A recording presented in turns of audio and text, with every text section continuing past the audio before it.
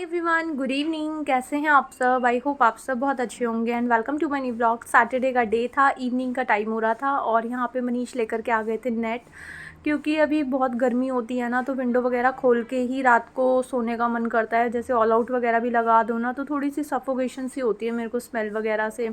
और मतलब फिर विंडो खोल दो तो फिर मच्छर की प्रॉब्लम हो जाती है बहुत ज़्यादा। तो नेट लगाना ना बहुत ज़्यादा ज़रूरी हो गया था। काफ़ी दिन से बोल रही थी मैं मनीष को, तो फाइनली वो ले आए थे नेट। और बोला था मैंने कि आपसे नहीं लग पाएगी, बट उन्होंने बोला नहीं, मैंने बोला था मतलब कि कारपेंटर को बुला लाओ, वो अपने आप मेज़रमेंट भी ले लेगा और अपने आप अच्छे से लगा देगा। तो उन्होंने बोला नहीं, इसमें है ही क्या, मैं लेकर आता हूँ मेज़रमेंट लेके और मैं खुद लगा लूँगा। और एक्चुअल में देखा जाए तो नेट लगाने में कोई बहुत बड़ी बात है नहीं, सिर्फ उसको नेल्स होते हैं ना, बस उसी से ठोकना होता है।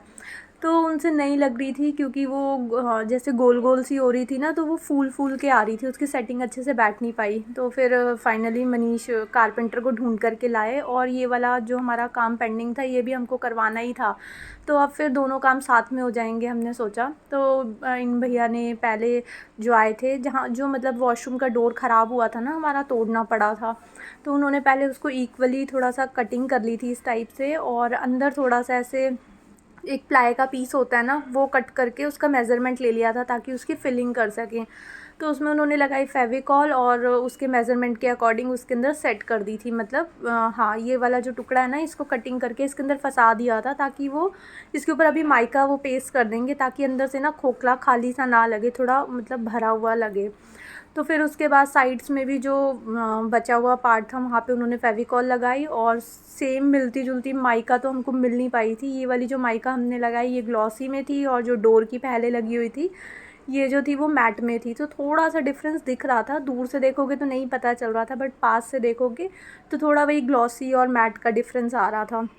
बट हाँ, पहले से बेटर हो गया था कि जो वो ऐसे टूटा हुआ दिखाई देता था ना नए घर में, वो डेंट सब मुझे बहुत ख़राब लगता था, और उससे तो बेटर लग रहा था कि ठीक है, और ये ज़्यादा अच्छा है। डोर का जो काम था वो हो गया था पूरा, और ये भैया ना विंडो का मेज़रमेंट ले रहे थे। मैं देख रही हूँ ये ऊपर की साइड से क्यों मेज़रमेंट ले रहे हैं।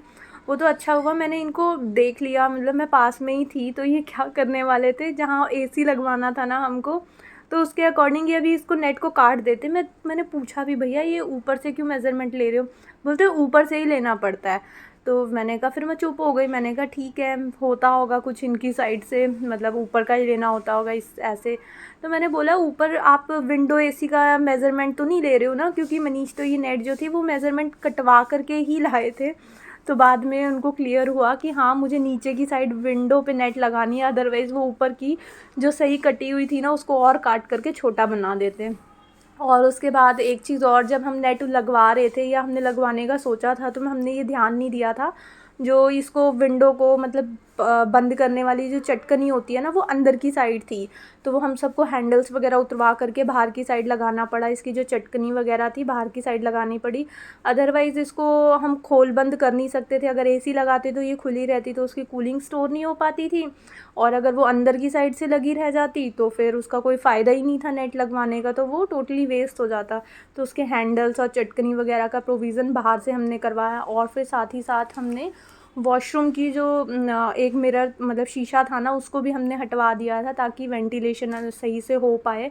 जब विंटर्स थी ना, तो काफ़ी स्टीम इकट्ठी हो जाती थी और बहुत ज़्यादा अंधेर ऐसे बिल्कुल धुंधला सा हो जाता, इसलिए फिर एक शीशा भी मैंने वॉशरूम का हटवा दिया था, ताकि अच्छे से वेंटिलेशन हो पाए।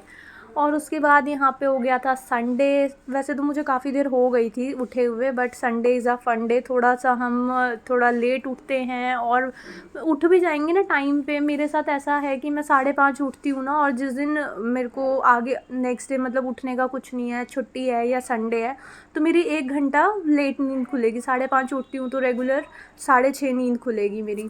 तो आज मैं 6:30 पौने 7 बजे के आसपास उठ गई थी, और फिर उठ के थोड़ी हम गॉसिप कर रहे थे बैठे बैठे, क्योंकि बहुत ज़्यादा ऐसे प्रेशर नहीं होता। बेटू थोड़ा सा लेट ही उठती है, मेनली मेरे को उसके लिए रहता है कि बच्चा जब उठे ना, तो मेरा किचन वगैरह का जो काम है वो निपट चुका हो, ताकि वो बहुत देर तक ऐसे भूखी ना घूमे। वैसे तो मैं मॉर्निंग में उसको भी सबसे पहले फ्रूट्स वगैरह ही खिलाती हूँ, बट स्टिल मैं प्रेफर करती हूँ कि उसके उठने से पहले ना मेरा खाना बन चुका हो। फिर मैंने अपना कोकोनट वाटर इंजॉय करा, और लौकी बनाने वाली थी मैं, लेकिन सडन प्लान चेंज हुआ, क्योंकि जो लौकी का पीस मैं रख के गई थी ना कि इसको अभी मैं छीलती हूँ, तो वो पूरा के पूरा लौकी जो था अंदर से वो ब्राउन ब्राउन सा होता है ना, ख़राब सा था। और सेकंड वाला जो पीस था वो बहुत छोटा था, वो सब्ज़ी फिर पूरी नहीं हो पाती। तो फिर मैंने लौकी का प्लान कैंसिल करा और कोफ्ते का प्लान मैंने ऑन करा। कोफ्ते बना दिए थे मैंने। तो लौकी को इस तरह से थोड़ा सा मैंने ग्रेट कर लिया था, और उसके अंदर जब ग्रेट करा वो जो लौकी था उसके अंदर थोड़ा सा बेसन ऐड करा, सॉल्ट ऐड करा, और थोड़ा सा वो चंकी चाट मसाला आता है ना MDH का, वो भी ऐड कर दिया था। और उसी के साथ थोड़े से जो वो कोफ्ते बनाते हैं ना हम, पकौड़े लौकी के, उसके अंदर या किसी भी टाइप के आप पकौड़े बनाते हो तो आप उसके अंदर जो गार्लिक होता है ना वो थोड़ा सा ऐड करके देखना, आपको बहुत अच्छा लगेगा। गार्लिक और थोड़ी सी हींग, इन 2 चीज़ों से ना फ्लेवर बहुत अच्छा आता है पकौड़ों का। मेरे को भी नहीं पता था, मतलब मेरी मायके की साइड ऐसा मैंने नहीं देखा था, बट मेरी मदर इन लॉ बनाती हैं ना, उसके अंदर जो गार्लिक का फ्लेवर आता है बहुत टेस्टी लगता है। तो तब से मैं भी आलू के पराठे हों या कोई पकौड़े वगैरह हों, मैं उसमें गार्लिक थोड़ा सा डालती हूँ ऐसे कूट करके, तो उसका फ्लेवर ना काफ़ी अच्छा आता है। और दूसरी साइड फिर यहाँ पे मैंने पैन भी रख दिया था। ये कुकर पैन है, पैन के जैसे इसमें डीप फ्राई भी कर सकते हैं, और फिर इसका ढक्कन लगा दो तो ये कुकर का भी काम करता है। और साइड बाय साइड मेरा जो ऑयल डिस्पेंसर था वो भी फिनिश हो गया था। इस बार मैंने वॉश नहीं करा था क्योंकि अभी क्लीन ही था। जब नीडेड होता है मैं साथ के साथ कर देती हूँ, चाहे वो 1 रिफिलिंग पे हो या 2 पे हो, या कभी कभार 3 पे भी चला जाता है। वैसे गया नहीं आज तक, ये सेकंड वाली रिफिलिंग है मेरी। बट मेनली चीज़ों को अगर वो गंदी लग रही है ना तो हमको वेट नहीं करना होता, साथ के साथ क्लीन कर देना होता है। उसके बाद मैंने उसको भी रिफ़िल कर दिया था। और ऑयल को ना थोड़ा सा जब चेक करना होता है कि जब फ्राई के लिए, तो मैं थोड़ा सा उसमें चाहे पूरी के लिए हो या किसी भी चीज़ के लिए छोटा सा ऐसे पीस डाल करके देखती हूँ कि उसमें अच्छे से बबल्स वगैरह आ रहे हैं या नहीं आ रहे हैं। ना पता चल जाता है कि मतलब अच्छे से ऑयल हीट हो गया है या नहीं हुआ। उस टाइम नहीं हुआ था, बट मैंने फ्लेम को थोड़ा सा बढ़ाया तो फिर वो ठीक हो गया था। फिर ऐसे हाथ से ही मैंने जो कोफ्ते मेरे को बनाने थे मैंने बना दिए थे। थोड़े से ही क्वांटिटी थी, बहुत ज़्यादा थी नहीं, क्योंकि लौकी बहुत छोटा सा पीस ही था, तो इसलिए लौकी का प्लान मेरे को कैंसिल करना पड़ा था। क्योंकि कोफ्ते ग्रेवी की वजह से ना काफ़ी सारे हो जाते हैं, और हमारे लिए इनफ थे। इनफैक्ट थोड़े बचे बचे ही हुए थे, केचप्स वगैरह के साथ खाने में भी टेस्टी लगते। कि इस वाले पैन में कितने अच्छे से ये फ्राई हो गए। वैसे ये कुकर है, इसीलिए मेरा ना काफ़ी टाइम से, जब से मैंने देखा था ना इसका रिव्यू वगैरह, तो मेरे को बहुत पसंद आया था कि मेरे को भी कुकर पैन लेना है कि इसमें डीप फ्राई का भी काम कर सकते हो। यहाँ पे जब मैं कोफ्ते निकाल रही थी ना, मैंने एक टिश्यू पेपर लगाया प्लेट के ऊपर, और पेपर ने ना वहाँ पास से फ्लेम पकड़ ली थी। तो इन छोटी छोटी चीज़ों से ना कई बार बहुत बड़े बड़े इंसिडेंट हो जाते हैं, तो हमको ये सब चीज़ें थोड़ी सी ध्यान से करनी चाहिए। वो पेपर था एकदम से फ्लेम के पास गया और वहाँ से थोड़ा सा जल गया। और बस उसके बाद फिर सेकंड वाला जो स्लॉट था वो भी मैंने बनने के लिए रख दिया था फटाफट से, और इधर से वो फ्राई हो रहा था तो मैंने आटा भी लगा दिया था।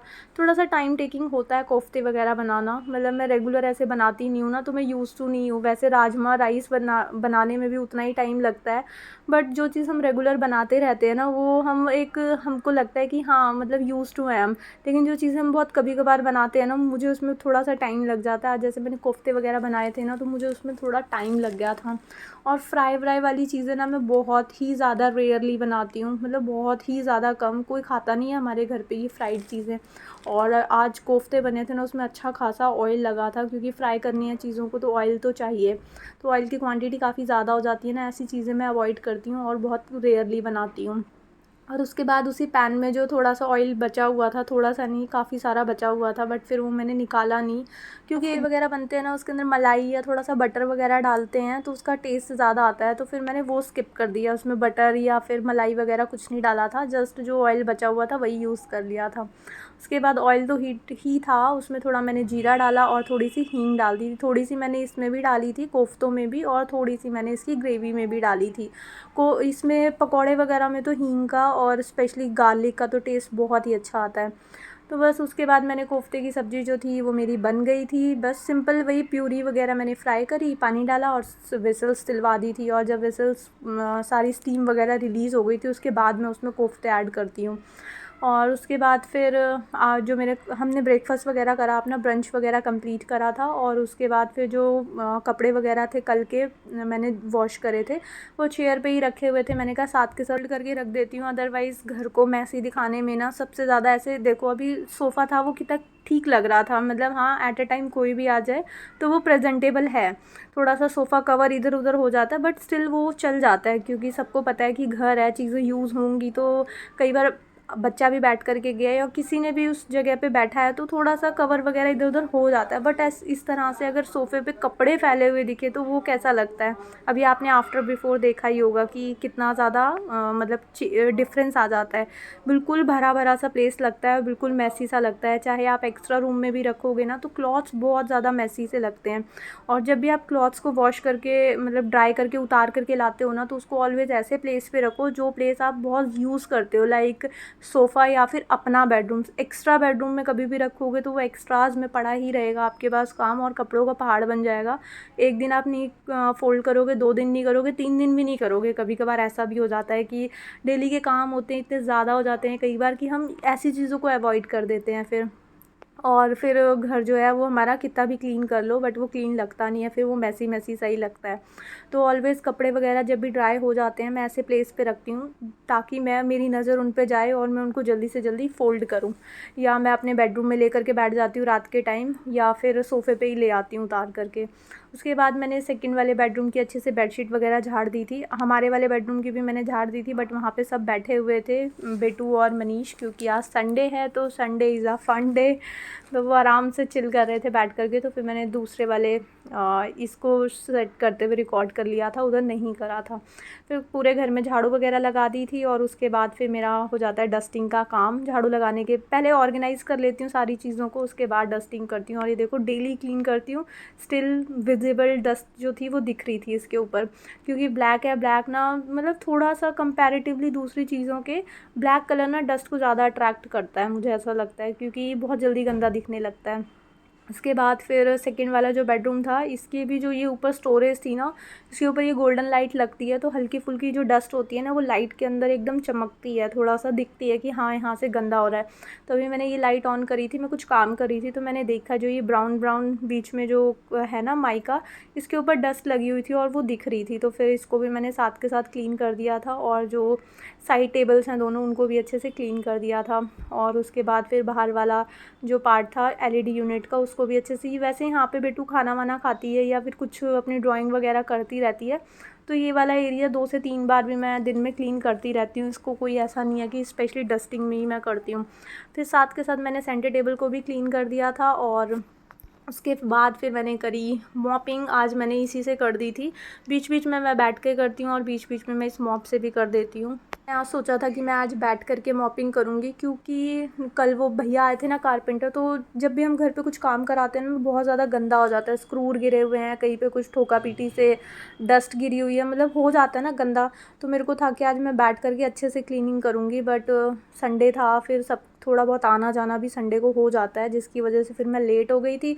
तो फटाफट से फिर मैंने मॉप उठाया और अपना काम वाम निपटाया। फिर उसके बाद मेरे को नहाना था, और संडे को ना बहुत सारे पेंडिंग काम भी हो जाते हैं जो पूरा वीक हम वेट करते हैं कि हाँ संडे आएगा तो तब निपटाएंगे, तो वो चीज़ों को भी देखना होता है। मतलब थोड़ा सा टाइम निकालना होता है अपनी और चीज़ों के लिए भी जो पेंडिंग में गई होती है। तो फिर इसी से मैंने मॉपिंग कर दी थी, उसके बाद मैं चली गई थी नहाने।